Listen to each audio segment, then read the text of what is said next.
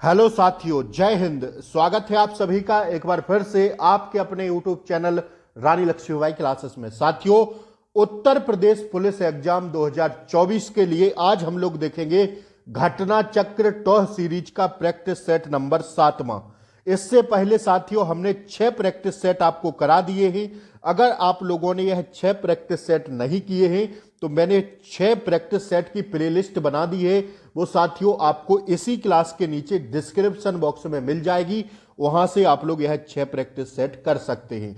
आइए साथियों, क्वेश्चंस को हम लोग स्टार्ट करेंगे आज के सेशन को। पहला प्रश्न साथियों ये रहा आपकी स्क्रीन पर।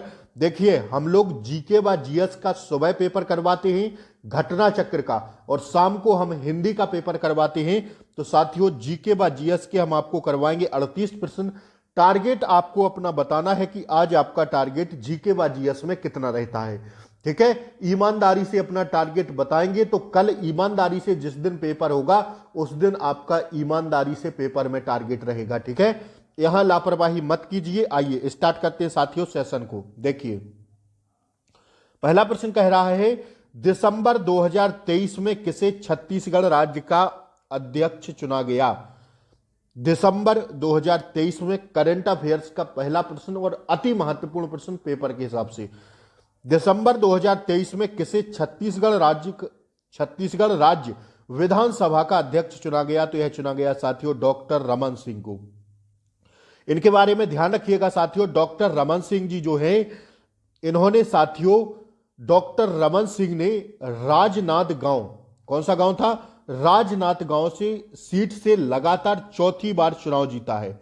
चौथी बार ये साथियों चुनाव जीते हैं। अगर बात करें साथियों तो 2008 में इन्होंने चुनाव जीता, 2013 में चुनाव जीता, 2018 में जीता। इसके बाद साथियों 2023 में जीतकर यह क्या बन गए, छत्तीसगढ़ राज्य विधानसभा का अध्यक्ष ने चुना गया डॉक्टर रमन सिंह को। अति महत्वपूर्ण है साथियों पेपर के हिसाब से। ठीक है, आइए अगला प्रश्न हम लोग देखेंगे। ये रहा आपकी स्क्रीन पर, स्टार लगा के छापिएगा साथियों इस प्रश्न को, ट्रिपल स्टार लगाइए इस पर। ऐसे प्रश्न साथियों सीधा परीक्षा में पूछ लिए जाते हैं और हम कहीं ना कहीं साथियों गलत करके चले आते हैं प्रश्नों को। एग्जाम हॉल के जब हम बाहर निकलते हैं तो हमें पता चलता है साथियों दूसरे का ये गलत कर दिए, चौथे का ये कर दिए।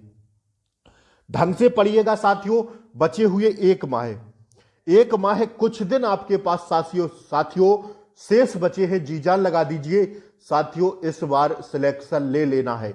2024 साथियों आपके सपनों का वर्ष होना चाहिए कहीं ना कहीं। तो साथियों आपको अभी एक महीने जी जान लगा के प्रैक्टिस करनी होगी, क्योंकि सफलता का एकमात्र सूत्र होता है, वो होती है प्रैक्टिस।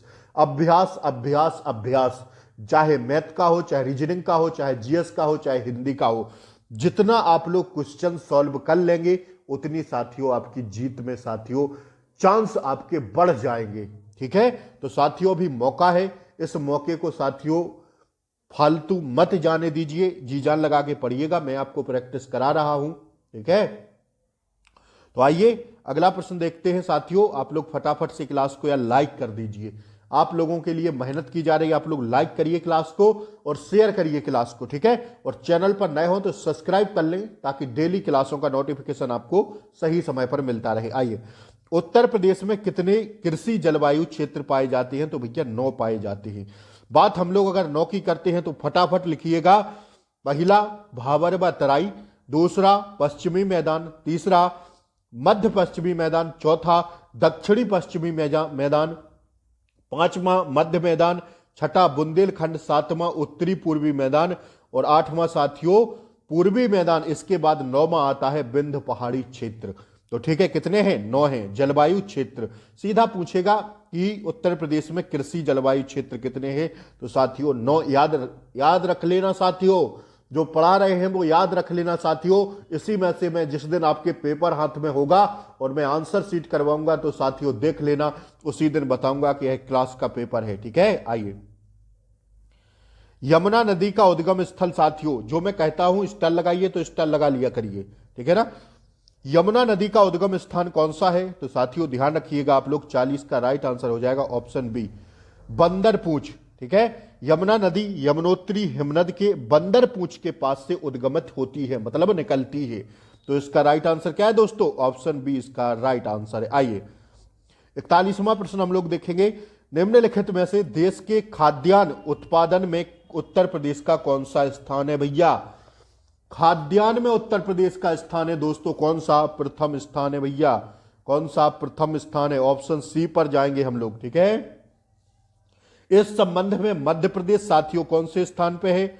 सेकंड स्थान पे है। और साथियों पंजाब साथियों थर्ड स्थान पर है। दैट्स योर आंसर, लिख लीजिएगा सारे को, ठीक है।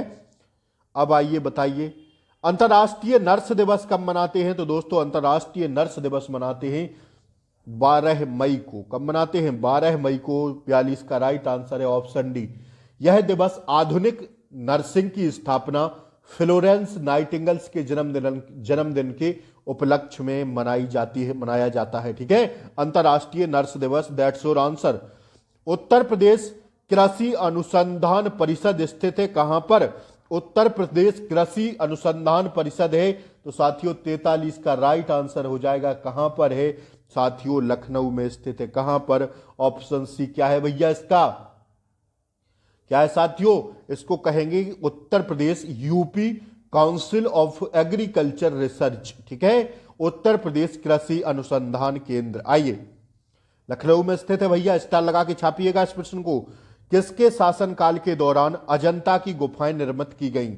तो चौथा का राइट आंसर होगा। अजंता की गुफाएं साथियों औरंगाबाद महाराष्ट्र जिले में है। कहां पर? औरंगाबाद महाराष्ट्र जिले में है। ये गुफाएं साथियों जो है, ये गुफाएं बाकाटकों के अधीन राजसी संरक्षण तथा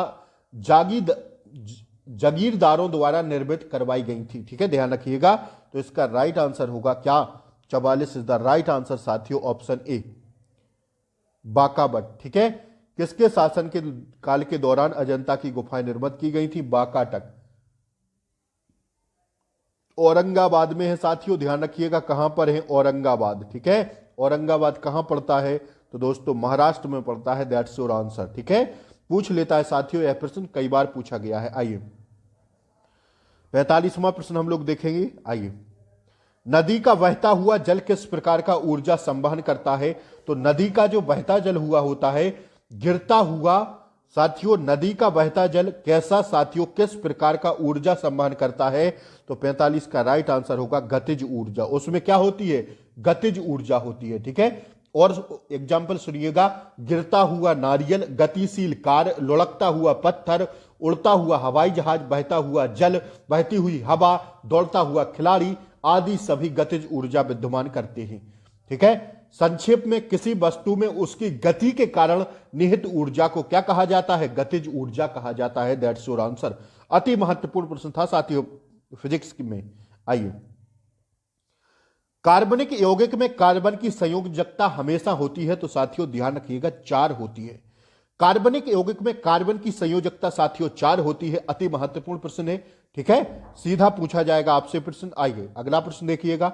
दिसंबर 2023 में प्रधानमंत्री नरेंद्र मोदी ने विश्व के सबसे बड़े ध्यान केंद्र मेडिटेशन सेंटर का उद्घाटन कहां पर किया है?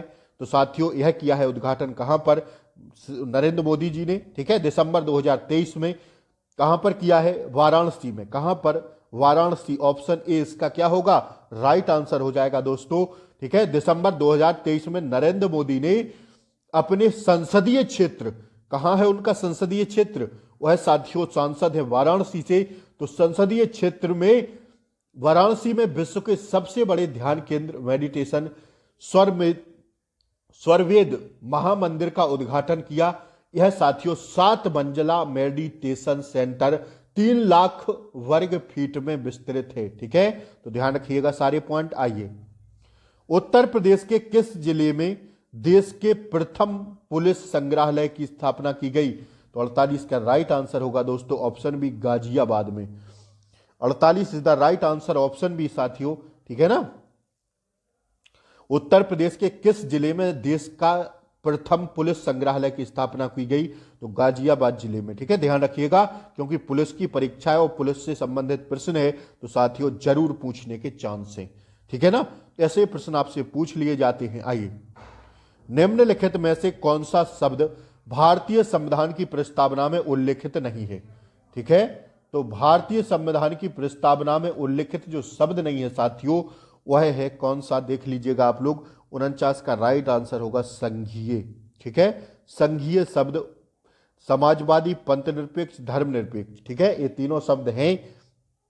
भारतीय संविधान की प्रस्तावना में शामिल महत्वपूर्ण शब्द संपूर्ण, प्रभुत्व संपन्न, समाजवादी, पंथ निरपेक्ष, लोकतंत्रात्मक, गणराज्य का उल्लेख है, परंतु संघीय शब्द भारतीय संविधान की प्रस्तावना में उल्लेखित नहीं है। संविधान के अनुच्छेद 1 में इसकी बात की गई है। ठीक है, संघ शब्दों का प्रयोग किया गया है आर्टिकल 1 में, ध्यान रखिएगा आप लोग इस बात को। ठीक है ना, आइए अब देखिए अगला प्रश्न 50वां क्या कह रहा है भैया।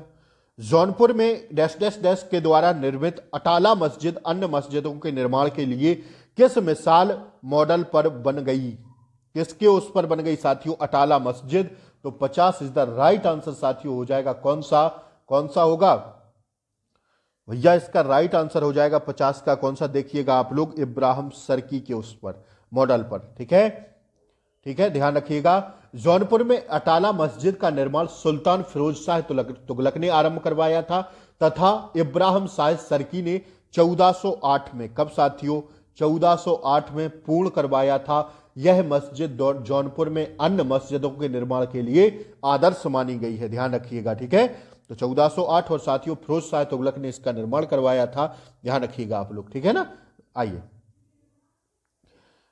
सितंबर 2023 में स्वच्छ वायु सर्वेक्षण 2023 के पुरस्कार में कौन सा शहर प्रथम श्रेणी मिलियन प्लस आबादी के अंतर्गत पहले स्थान पर है।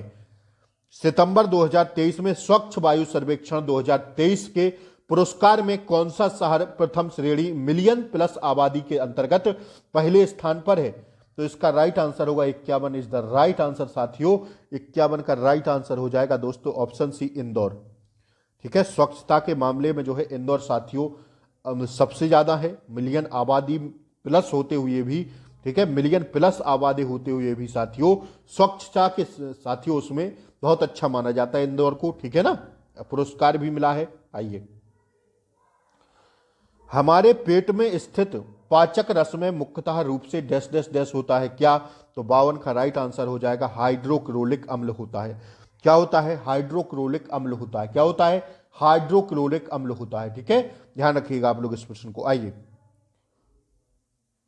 थायराइड ग्रंथि के सामान्य कामकाज के लिए निम्नलिखित पोषक तत्वों में से कौन सा आवश्यक है। तो इसका राइट आंसर होगा ऑप्शन सी, आयोडीन। ठीक है, देखिए थायराइड ग्रंथि के सामान्य कामकाज के लिए पोषक तत्वों में से जो आवश्यक है वह होगा साथियों आयोडीन। ठीक है, जगन्नाथ मंदिर किस राज्य में है। तो साथियों हम सब जानते हैं जगन्नाथ मंदिर साथियों उड़ीसा में है। कहां पर है, उड़ीसा में है। ठीक है, इसी राज्य में प्रसिद्ध लिंगराज मंदिर भुवनेश्वर में तथा कोड़ा कमलसूर मंदिर पुरी में स्थित है। ठीक है, उड़ीसा में यह तीनों मंदिर है, छाप लेना। आइए, निम्नलिखित में से किस सुल्तान ने साम्राज्य की सीमाओं की सुरक्षा हेतु एक विशेष सेना को नियुक्त किया है। तो 55 का राइट आंसर होगा दोस्तों क्या, 55 is the right answer, option D, Alauddin Khilji ने। किसने, अलाउद्दीन खिलजी ने। ठीक है, आइए, वर्ष 2023 का शांति का नोबेल पुरस्कार किसे प्रदान करने की घोषणा की गई। तो 56 का राइट आंसर हो जाएगा नरसिंह मोहम्मदी को। किसको, नरसिंह मोहम्मदी, नरगिस मोहम्मदी। ठीक है, नरगिस मोहम्मदी को। ठीक है ना, 56 इज द राइट आंसर दोस्तों। कौन सा हो जाएगा, शांति का नोबेल पुरस्कार किसे प्रदान करने की घोषणा की गई 2023 में। तो नरगिस मोहम्मदी। ठीक है, नरगिस मोहम्मदी, याद रख लेना साथियों उस प्रश्न को। ठीक है, आइए, अर्थशास्त्र में प्रथम नोबेल पुरस्कार किसे दिया गया था। अर्थशास्त्र में प्रथम नोबेल पुरस्कार दिया गया था दोस्तों। ठीक है, ध्यान रखिएगा, आर्थिक विज्ञान में प्रथम नोबेल पुरस्कार दिया गया था अर्थशास्त्र का 1969 में। ठीक है, 1969 में किसे दिया गया था। तो साथियों ऑप्शन सी पर जाएंगे, जॉन टेनवर्गेन और रैगनर फ्रेंस को। ठीक है, ध्यान रखिएगा, 57 इज द राइट आंसर साथियों, ऑप्शन सी इसका क्या है, सही जवाब है। आइए, 57वां हो गया। अब बढ़ते हम लोग अगले प्रश्न की ओर, देखिएगा 58वां प्रश्न आता है, ये रहा आपकी स्क्रीन पर। अब इसको पहचानिए और बताइए। 58वां प्रश्न है, निम्नलिखित में कौन भारत के संसद के दोनों सदनों में से किसी एक का भी सदस्य नहीं होता है।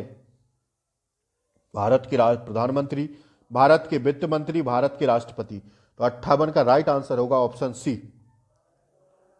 ठीक है, जो भारत के राष्ट्रपति हैं, देखिए पूछ रहा था कि निम्नलिखित में से कौन भारत के संसद के दोनों सदनों में से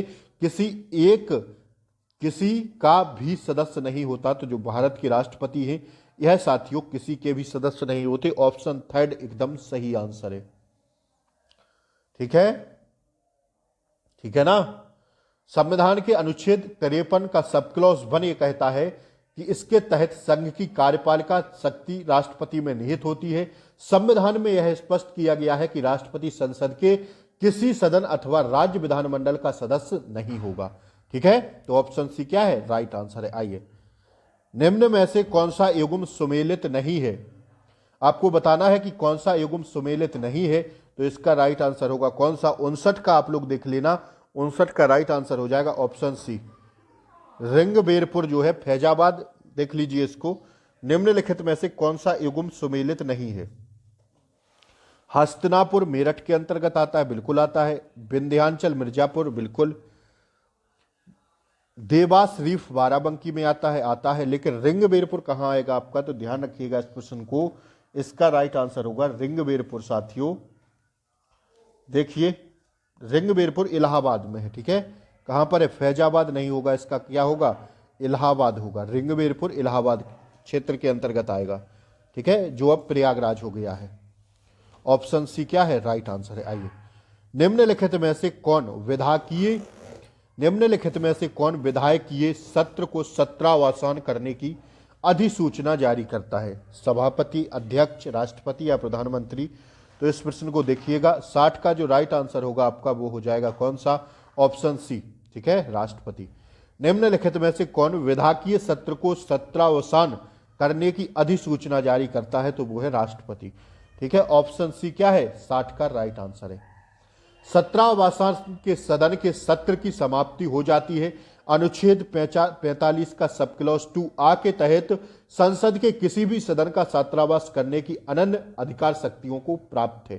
ठीक है, तो राष्ट्रपति क्या है, राइट आंसर है। आइए, भारत की पहली पैरा बैडमिंटन अकादमी की स्थापना कहां हुई है, तो पहली बैडमिंटन की हुई है साथियों, 61 का राइट आंसर होगा कौन सा, अकादमी की स्थापना लखनऊ उत्तर प्रदेश में की गई। कहां पर, लखनऊ में। ठीक है, अति महत्वपूर्ण है दोस्तों। आइए, अब मैं गोलू की तरह आपको बता रहा हूं, निम्नलिखित में से उत्तर प्रदेश के किस जनपद में आर्यभट्ट नक्षत्रशाला स्थित है, तो 62 का राइट आंसर हो जाएगा आपका कौन सा, 62 is the right answer, Rampur. कहां पर, रामपुर। ठीक है, आइए, सैयद सलार मेला आयोजित होता है कहां, मेला की मैंने एक वीडियो बनाई है, जाके देख लीजिएगा। सैयद सलार मेला कहां पर है, तो सैयद सलार मेला ऑप्शन ए बहराइच में लगता है। कहां पर, मेला से आपसे एक प्रश्न जरूर पूछेगा, उत्तर प्रदेश विधान परिषद की संपूर्ण सदस्य संख्या है कितनी, तो ऑप्शन सी पर जाएंगे, विधान परिषद, विधानसभा की नहीं। ठीक है, विधानसभा, विधान परिषद की 100 सीटें हैं। आइए, किसी देश का आर्थिक विकास किस पर निर्भर है, तो किसी देश का आर्थिक विकास साथियों 65 का राइट आंसर है, प्राकृतिक संसाधन, पूंजी निर्माण, बाजार का आकार, उपर्युक्त सभी पर निर्भर है। ठीक है, 65 का राइट आंसर होगा ऑप्शन डी। आइए, किस रोग से रक्षा करने के लिए शिशुओं को डीपीटी का टीका लगाया जाता है, तो 66 का राइट आंसर होगा रोहिणी, कुकर, खांसी तथा टेटनेस के लिए। आइए, चमेरा हाइड्रो इलेक्ट्रॉनिक प्रोजेक्ट किस राज्य में स्थित है, तो इसका राइट आंसर होगा 67 का ऑप्शन बी, हिमाचल प्रदेश में। कहां पर, हिमाचल प्रदेश में। 2011 की जनगणना के अनुसार उत्तर प्रदेश की जनसंख्या भारत की जनसंख्या की कितनी है, तो साथियों कितनी है, 68 का राइट आंसर होगा ऑप्शन ए, 16.50। साथियों, अगर मैंने एक यूपी जीके की क्लास कराई है, वह आप लोग क्लास देख लेंगे, तो यूपी जीके में आपका काम साथियों सफलतापूर्वक हो जाएगा, क्योंकि यूपी जीके में मैंने सारे प्रश्न उस क्लास में करा दिए हैं, प्रीवियस ईयर के सारे प्रश्न। तो नीचे वो क्लास होगी, आप लोग जाके जरूर देखिएगा। ठीक है, संपूर्ण यूपी जीके की वह क्लास है। आइए, 68 के बाद आता है 69वां प्रश्न।